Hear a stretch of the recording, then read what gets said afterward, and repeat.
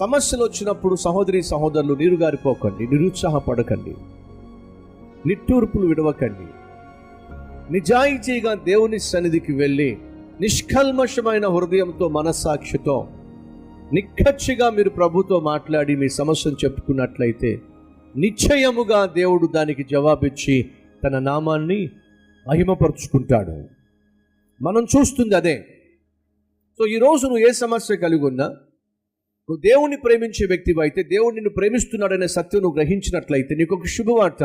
ఆ సమస్య దేవుడు నీ జీవితంలో అనుమతించింది తన నామాన్ని మహిమపరుచుకోవడానికి.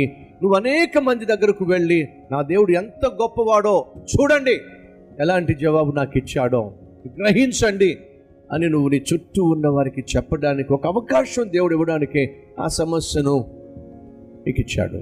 ప్రతి సమస్య మనం దేవుణ్ణి మహిమపరచడానికి